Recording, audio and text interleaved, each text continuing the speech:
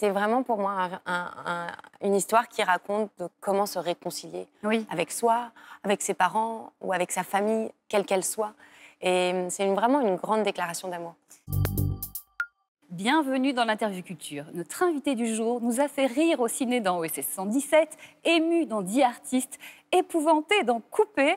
Aujourd'hui, c'est au théâtre qu'on la retrouve. Nous sommes absolument ravis d'accueillir Bérénice Bejo. Bienvenue Bérénice. Bonjour, merci. Alors, vous venez nous parler de ce spectacle. Mais quel spectacle? C'est votre premier seul en scène. Ça s'appelle Les gens de Bilbao naissent où ils veulent. Ça se passe au théâtre Marigny. Alors, pour commencer, c'est l'histoire de qui, de quoi? Alors, c'est l'histoire d'une... d'abord, c'est une histoire vraie. Écrite par Maria Larrea et qui raconte un peu sa vie. Et un jour, à 27 ans, elle a envie d'apprendre à lire les cartes, à savoir lire le tarot. Et elle va voir une tarologue pour qu'elle lui apprenne. Et la tarologue lui demande sur quoi tu veux travailler. Et elle lui révèle un secret énorme. Alors, je ne sais pas si vous voulez que je vous dise ou pas le secret, mais elle lui révèle qu'elle a peut-être été adoptée. Ouais. Et Maria part à la recherche de ses origines. Ses parents sont espagnols. Ils ont vécu sous Franco. Ils sont venus en France en 75 pour avoir la belle vie. Et son père est gardien de la Michaudière. Sa mère est femme de ménage. Et Maria a grandi pendant 20 ans au théâtre de la Michaudière. Et elle raconte toute cette histoire-là. Alors, vous l'avez dit, c'est basé sur l'histoire vraie de Maria Larrea, qui a écrit le livre du même nom, qui a beaucoup de succès en librairie, qui reçoit plein de prix, notamment, je le signale, le prix roman de France Télévisions, donc nos lecteurs passionnés. Et ce qui est incroyable, c'est que vous qui interprétez ce rôle, vous avez énormément de points communs avec cette autrice et donc ce personnage de Maria. Disons qu'on n'a pas eu la même vie du tout. Je ne crois pas avoir été adoptée, mais sait-on jamais. Mais en fait, ça parle de tous les exilés, de toutes les personnes qui quittent un pays et qui arrivent dans un nouveau pays, qui ont une double culture. Ça parle d'amour, ça parle de la famille, ça parle d'avoir des parents qui ont un accent, qui mangent différemment. Oui, parce que vous n'êtes pas née à... Moi, je suis née en Argentine. Mes parents ont quitté l'Argentine parce que c'était la dictature. Ils sont arrivés en 79. Et en fait, il y a beaucoup de similitudes. C'est-à-dire que c'est vrai que Maria, elle était contente que je joue son personnage parce que je connais, je sais ce que c'est, en fait. Oui, vous êtes retrouvés, vous avez parlé en espagnol directement. Oui, tout à fait, ouais. Et ça marche bien. Vraiment, moi, je vous propose qu'on regarde tout de suite un extrait de ce spectacle. Mes parents sont arrivés à Paris en 75, à la mort de Franco. Pour eux, la France, c'était Tino Rossi, les Champs-Élysées et le pays des Camemberts. Des amis à eux leur avaient parlé d'une loge de guardiane dans les quartiers chics de Paris. Et c'est comme ça que mon père est devenu gardien de la Michaudière. Et que moi, j'ai grandi dans un théâtre. Alors, vous l'avez dit, Bérénice, elle va découvrir ce secret de famille. Et là, pour elle, c'est vraiment un choc. Vous imaginez, à 27 ans, vous apprenez que votre père n'est peut-être pas n'est pas votre père, votre mère non plus. Et elle va commencer une enquête incroyable qui va lui prendre de nombreuses années. Elle va mettre une dizaine d'années à rassembler les pièces du puzzle. Et c'est assez incroyable. Elle fait la Fémis, elle veut raconter son histoire. C'est une femme qui a eu toujours besoin de raconter. Oui. Et elle a finalement eu du succès, non pas en faisant des films, mais en écrivant un roman. Et finalement, cette histoire, cette enquête, ça va la mener déjà à elle-même, à accepter peut-être qui elle est. Qui elle est, d'où elle vient, d'accepter aussi ses parents.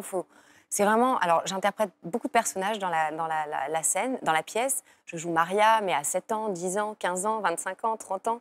Et puis, je joue le père, Julian, la mère, Victoria, qui sont des personnages qui ont beaucoup souffert, qui ont eu des vies très compliquées. Alors, ce qui rend le texte de Maria supportable, c'est qu'elle a beaucoup d'humour, elle a des images assez incroyables et on a toujours beaucoup de tendresse pour tous les personnages, malgré parfois leur violence, parfois leur violence. Je pense que c'est le mot qui correspond le plus à ces personnages. Et c'est vraiment pour moi une histoire qui raconte de comment se réconcilier avec soi, avec ses parents ou avec sa famille, quelle qu'elle soit. Et c'est vraiment une grande déclaration d'amour. J'ai l'impression qu'en sortant de cette pièce, nous qui avons parfois des griefs par rapport à nos parents, cette éducation, avec amour, mais avec des manques souvent, ils font ce qu'ils peuvent, on regarde un peu différemment l'éducation et nos parents. Oui, j'espère que quand on sort du spectacle, les gens, je crois qu'ils sont... Bon, j'ai fait que quelques représentations, mais ils sont assez émus. Et peut-être que ça nous reconnecte avec nos parents. Effectivement, ils font ce qu'ils peuvent. Moi, je suis mère aujourd'hui. Je fais ce que je peux. Je le fais avec le plus d'amour possible. On se trompe.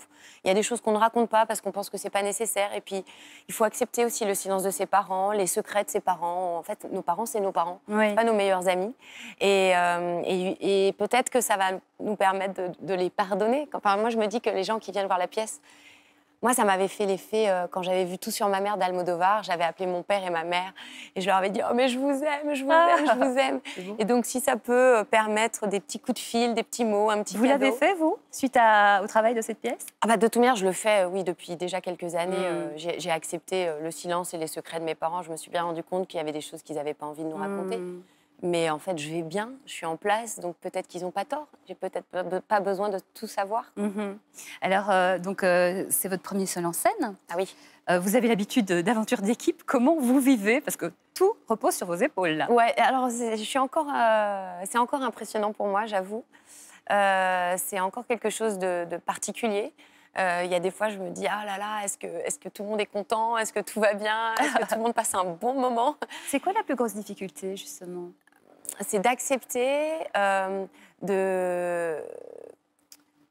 d'accepter que les gens sont venus vous voir, qu'ils sont contents d'être là, qu'ils ont payé leur place, qu'ils ont fait l'effort de venir. Donc, a priori, ils sont contents. Moi, il y a des fois, je me dis, ah, j'entends pas les gens parce qu'ils sont émus. Et donc, je m'inquiète. Donc, de vraiment faire confiance au texte, à la mise en scène de Johanna Boyer, qui m'a tellement accompagnée pour trouver tous ces personnages. Très joli, ouais. Et donc, de ne pas accélérer, de ne pas me juger au moment où je joue et de vraiment faire confiance au spectacle. Voilà.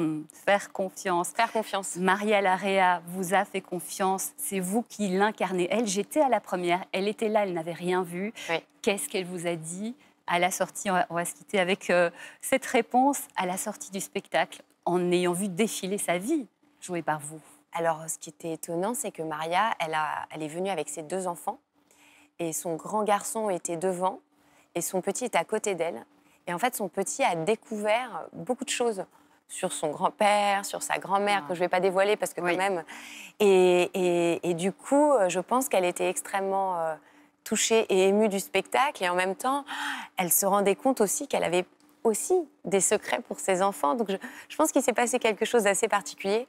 Elle était très contente. Ouais. Elle était très contente. Et très émue. Nous aussi, on l'a vraiment été. Le spectacle s'appelle « Les gens de Bilbao naissent où ils veulent ». C'est au Théâtre Marigny. C'est magnifique. Merci infiniment, Bérénice Bejo. Merci à vous. Souhaite beaucoup de succès pour cette nouvelle aventure. Ouais, merci.